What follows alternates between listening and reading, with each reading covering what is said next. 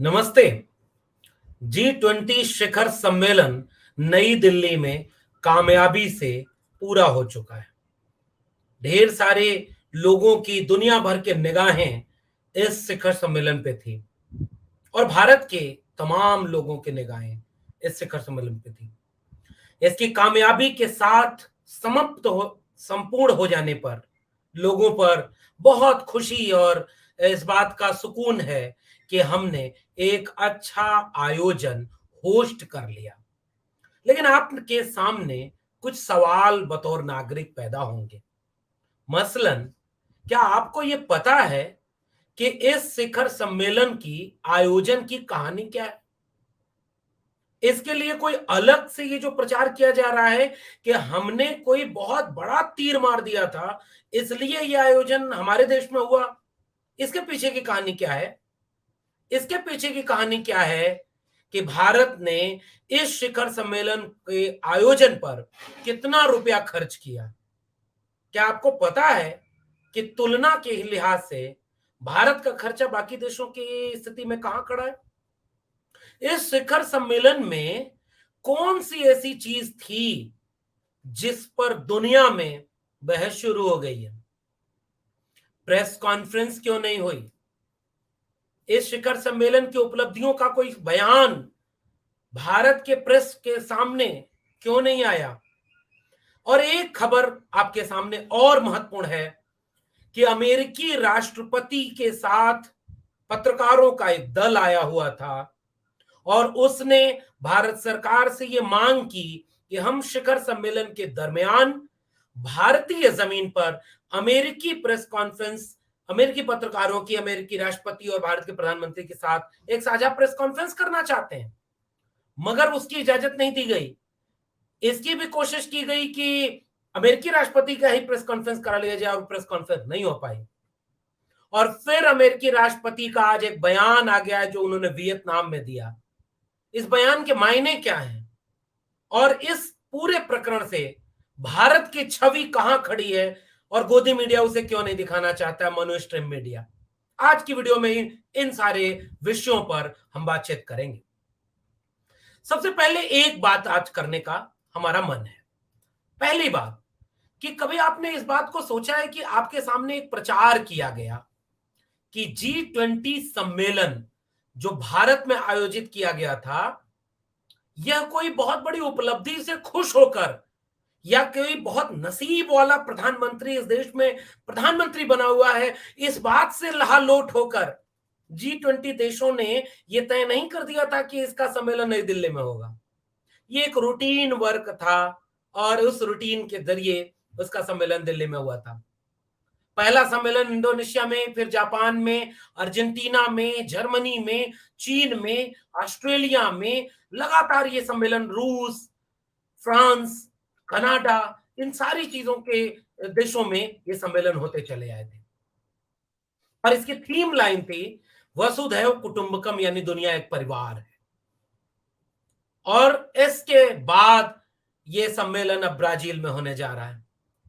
अब इसका अर्थ ये कतई नहीं कि ब्राजील वाले कहेंगे कि हमारे यहाँ का आप विश्व गुरु बन गया, भारत जैसे विश्व गुरु था अब ब्राजील हो जाएगा। इसका मतलब है कि जो मीडिया आपके सामने एक प्रोपोगंडा दिखा देता है कि आपकी उपलब्धियों के चलते ऐसा हुआ, ये गलत है।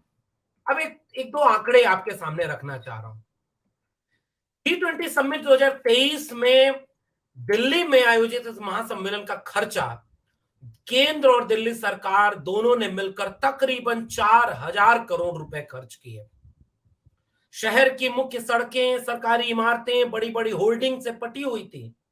वसुधैव कुटुंबकम के नारे लिखे हुए थे, साज सज्जा चमक धमक रंग रोगन, और इसमें तमाम पेंटिंग्स और कलाकारी की गई। वित्तीय वर्ष 2023-24 के केंद्र सरकार के बजट में भारत की G20 अध्यक्षता के लिए 990 करोड़ रुपए आवंटित किए गए थे। जैसे विदेश मंत्रालय यानी मिनिस्ट्री ऑफ एक्सटर्नल अफेयर्स का आवंटन 4.2% यानी लगभग 800 करोड़ रुपए की मामूली बढ़ोतरी के साथ कुल 18,050 करोड़ रुपए हो गया। यानी पैसा वहां नहीं, एक्सटर्नल अफेयर मिनिस्ट्री में नहीं बढ़ाया गया, ये 990 करोड़ अलग से इस पर खर्च किया गया। केंद्र सरकार ने दिसंबर 2022 और अप्रैल 2023 के बीच G20 अध्यक्षता से जुड़े आउटडोर विज्ञापनों पर कितना खर्च किया, इस बात को लेकर जब पड़ताल हुई तो मीडिया में एक रिपोर्ट छपी है कि तकरीबन 50.64 करोड़ रुपए G20 के विज्ञापन पर खर्च किए गए और देश में खर्च किए गए, पूरा प्रचार किया गया। और वो भी इस दौर में जब यहाँ के झुग्गी झोपड़ी को ढक दिया गया, घरों को तोड़ दिया गया, लोगों को बेघर कर दिया गया और इसकी खबरें जापान और न्यूयॉर्क जैसे अखबारों ने दिखा दी कि G20 का सम्मेलन और अपने यहाँ के नागरिकों के साथ ऐसा भेदभाव। सरकार ने नेताओं के आने जाने के लिए कम से कम 20 बुलेट प्रूफ लिमोजिन किराए पर लिए, जिसका खर्च लगभग 18.12 करोड़ रुपए है, यानी 21.8 लाख डॉलर। समाचार एजेंसी पीटीआई की रिपोर्ट के मुताबिक सीआरपीएफ की वीआईपी सुरक्षा विंग के 450 ड्राइवर उनको ट्रेन किया गया और ये सारी तैयारी की गई। ये इसमें कोई बुराई नहीं है, आप जब आयोजन इतना बड़ा कर रहे हैं तो आपको तैयारी तो करनी पड़ेगी, कोई अनहोनी ना हो जाए। बस मैं खर्चे वाले सेगमेंट पर आ रहा हूं। विपक्षी सांसद अब्दुल वहाब ने संसद के मानसून सत्र के दौरान 27 जुलाई को G20 के खर्च के बारे में जब पूछा तो विदेश राज्य मंत्री वी मुरलीधरन ने सवाल का जवाब नहीं दिया। अब एक चीज और देखिए, खर्चे के लिहाज से जरा एक आंकड़ों का तुलना कर दें और इस तुलने में 990 करोड़ भारत का और इतना बड़ा पूरा सम्मेलन, 4000 करोड़ रुपए का दिल्ली और केंद्र सरकार दोनों का मिलाकर खर्च। 2010 में G20 के सम्मेलन की अध्यक्षता कनाडा ने की, 715 मिलियन सीएडी यानी तकरीबन 4351 करोड़ रुपए खर्च किए थे कनाडा ने। फ्रांस ने तकरीबन 712 करोड़ रुपए 2011 में, 2013 में 170 करोड़ रुपए की रकम रूस ने खर्च किया था पीटर्सबर्ग शिखर सम्मेलन में। 2014 में ऑस्ट्रेलिया ने लगभग 2653 करोड़ रुपए खर्च किया। चीन ने 1.9 लाख करोड़ रुपए की रकम खर्च की थी। भाई चीन तो अलग तरह का देश और अपने यहाँ की इकोनॉमी में वो कितना आगे है और शिक्षा और रोजगार पर कितना खर्च करता है। जर्मनी 642 करोड़ रुपए का खर्च किया। 931 करोड़ रुपए का खर्चा 2018 में अर्जेंटीना ने किया। 2019 में जापान ने 2660 करोड़ रुपए खर्च किए थे और इंडोनेशिया ने लगभग 364 करोड़ रुपए खर्च किए। यानी ये खर्चे के लिहाज से देखें तो भारत ने 4400 करोड़ रुपए का एक बजट बनाया था और इस खर्च में एक ऐसा तामझाम जिसके बाद में अब लोग पूछ रहे हैं कि इतना खर्च किया था तो प्रेस कॉन्फ्रेंस भी कर देते नरेंद्र मोदी जी, और प्रेस कॉन्फ्रेंस अगर कर देते तो एक बयान तो सामने आता। अमेरिकी खबरें लगातार आ रही हैं और अखबारों में साफ तौर पर यह दिखा हुआ है कि बाइडेन से सवाल पूछने के लिए अमेरिकी पत्रकारों ने कई बार भारत सरकार के प्रतिनिधिमंडल से कहा, उनसे आवेदन किया और कहा कि आप कम से कम यह तो छूट दे दीजिए कि हम अपने राष्ट्रपति से सवाल पूछ लें। भारत सरकार ने कहा हमारे वाले प्रधानमंत्री जब हमारे देश के पत्रकारों को कोई प्रेस कॉन्फ्रेंस नहीं करते, फिर आप दूसरे देश से आकर के हमारे यहाँ क्यों करेंगे। आपको याद होना चाहिए कि एक प्रेस कॉन्फ्रेंस जो मुझे अगर ठीक याद आ पा रहा है तो अमित शाह जब पार्टी अध्यक्ष हुआ करते थे, भारत के प्रधानमंत्री अमित शाह दोनों ने शायद पार्टी ऑफिस में एक प्रेस कॉन्फ्रेंस की जिसमें अपना बयान देने के बाद सवालों का जवाब अमित शाह ने दिया, प्रधानमंत्री ने दिया था।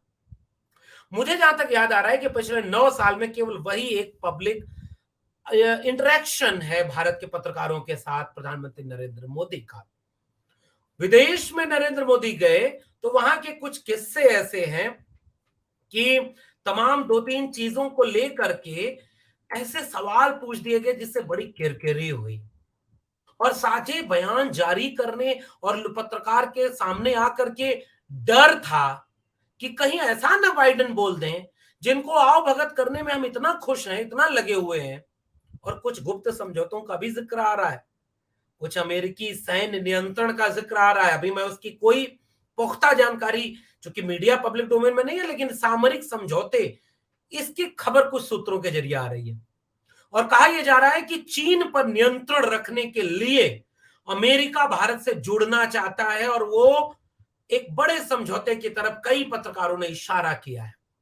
छोड़ देते हैं उस बात को कि किस बिसात पर क्या क्या हो रहा है, कि अब की बार ट्रंप सरकार का नारा लगा दिया था।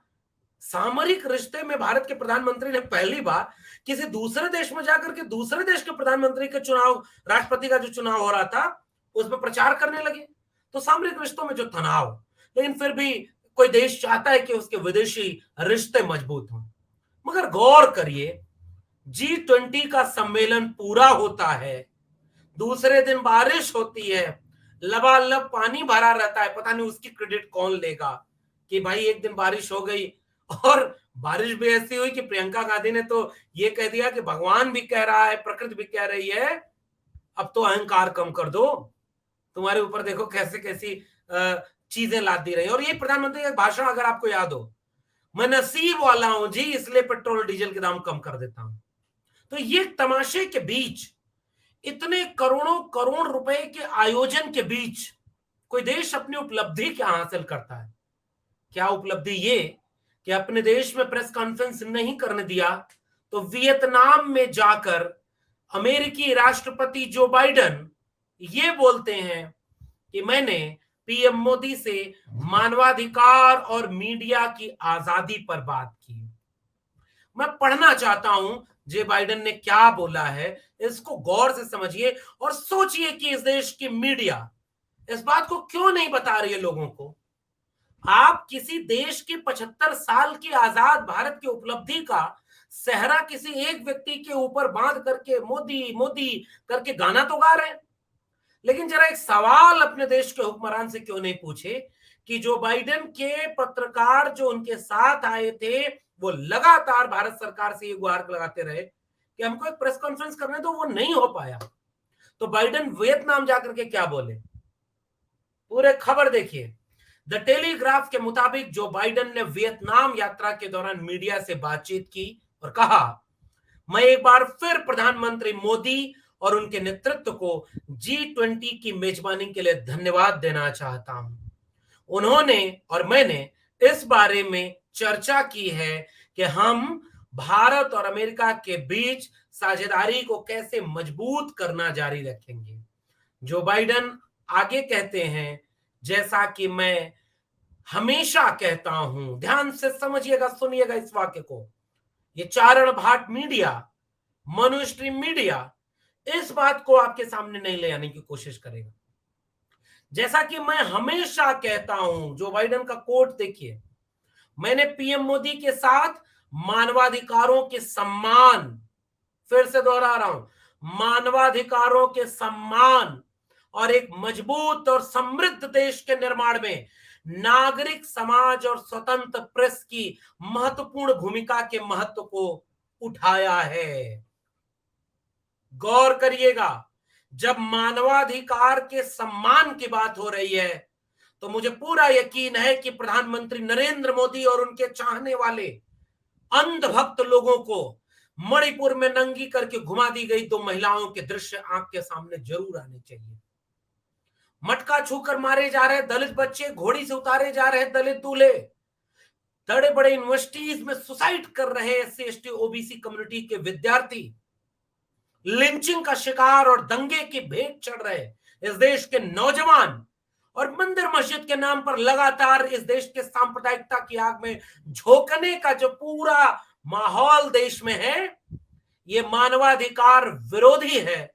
मैं उम्मीद करता हूं कि इतनी सी बात इस देश के जल्ले इलाही शहंशाह हिंदुस्तान भारत के प्रधानमंत्री नरेंद्र मोदी जी, जो बाइडेन जो उनके मित्र हैं, उनके इस बयान से जरूर समझ पाए होंगे कि मानवाधिकार के सम्मान का सवाल मणिपुर से मेवात, मंदिर मस्जिद की लड़ाई के सामने और जाति और धर्म की राजनीति के सामने जरूर खड़ा होगा। और राष्ट्रपति कह रहे हैं कि मैंने नरेंद्र मोदी से कहा कि हमें उसका सम्मान करना होगा।